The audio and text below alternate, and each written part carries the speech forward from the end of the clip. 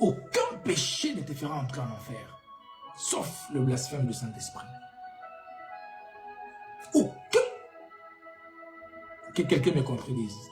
Aucun péché, je répète bien, aucun péché ne te fera rater le royaume des cieux.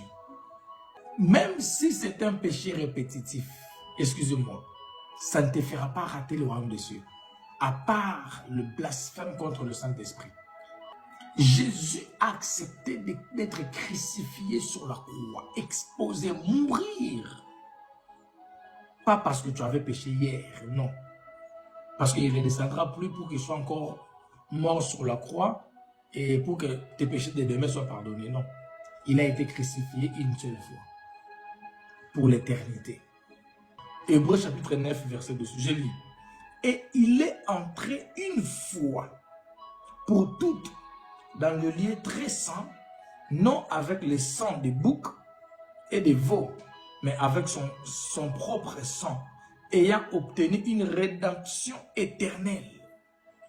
Jésus est entré dans le lieu très saint pour toutes et une seule fois. Avec non le sang du bouc, mais avec son propre sang. Et ayant obtenu une rédemption éternelle pour nous sur terre. Une rédemption éternelle, c'est-à-dire qu'il a obtenu le pardon de nos péchés définitifs. C'est-à-dire, l'enfer, c'est pour le païen. Le royaume des cieux, c'est pour le chrétien. Qui n'ont pas blasphémé contre le Saint-Esprit. Ce n'est pas à cause des péchés que tu commets que tu iras en enfer. Jamais, c'est faux. Ce n'est pas à cause des erreurs que tu commets sur terre que tu iras en enfer. C'est faux. Parce que Jésus a déjà plaidé ton cas. Pendant que tu dors, même les péchés que tu vas commettre demain, au ciel, c'est déjà effacé par le sang de l'agneau. Le péché que tu vas commettre demain, au ciel là, c'est déjà pardonné. Avant même que tu commettes ça. Et quand on dit de ne pas blasphémer contre le Saint-Esprit, c'est-à-dire quoi? C'est-à-dire simplement, celui qui ne croit pas au Christ blasphème contre le Saint-Esprit. Nous avons Dieu le Père, Dieu le Fils et le Saint-Esprit, égale une seule personne. Dieu est esprit. Le Christ Jésus est esprit. Le Saint-Esprit que nous appelons, c'est le même Christ Jésus qui agit comme un esprit. Maintenant, quand tu ne crois pas en Jésus, tu ne crois pas au Christ Jésus, tu blasphèmes contre l'esprit. Rabasata Sutabra. Un peu très fort, Jean 3, verset 14 à 21. La parole de Dieu dans... Celui qui croit en lui n'est point jugé. Ah, attends. Répète cette phrase-là. Celui qui croit en lui n'est point jugé. Restez là. Celui qui croit en lui est jugé. N'est point jugé. Ah, il sera jugé. Non. Il est jugé. N'est point jugé. Celui qui croit en lui, lui la remplace qui? Jésus-Christ. Celui qui croit en Jésus-Christ n'est point jugé. N'est point. Est-ce que vous savez la différence entre n'est pas jugé et n'est point jugé? C'est-à-dire en français, quand on dit n'est pas jugé, c'est-à-dire il y a une probabilité d'être jugé après. C'est-à-dire il y a d'autres exceptions qui existent dedans qui vont te juger. N'est pas jugé. Mais quand on dit n'est point jugé, c'est comme ne sera jamais jugé.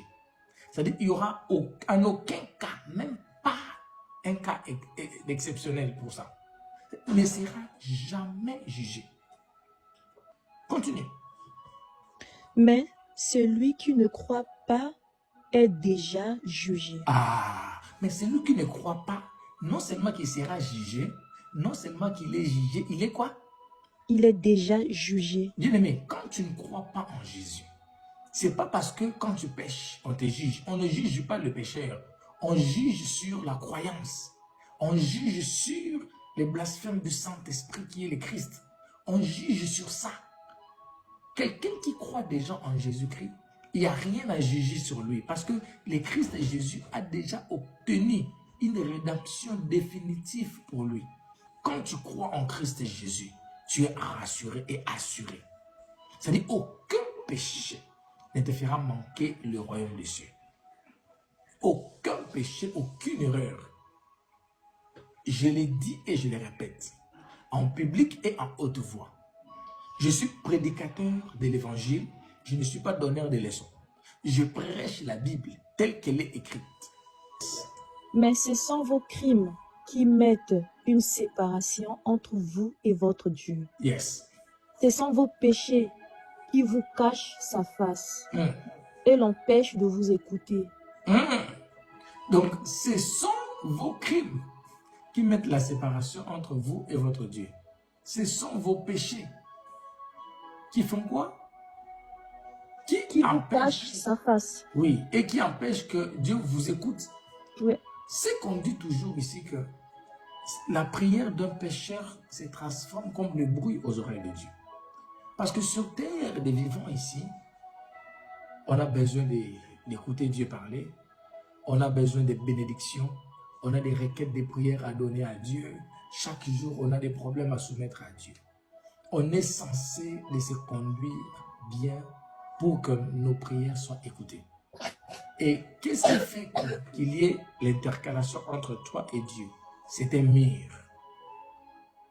Et le mur là qui se présente devant toi, ça s'appelle quoi? Les péchés. Ce mur là, ça s'appelle les péchés. C'est ça qui t'empêche de toucher de palper la bénédiction de Dieu. Maintenant, comment faire tomber ces murs-là? Pour faire tomber ces murs-là, il faut faire la repentance. Mais écoutez-moi, aucun péché ne peut vous amener en enfer. Ça n'existe pas. Aucun péché. Je l'ai dit à haute voix, en plein public, que le prédicateur de l'évangile vienne me contredire.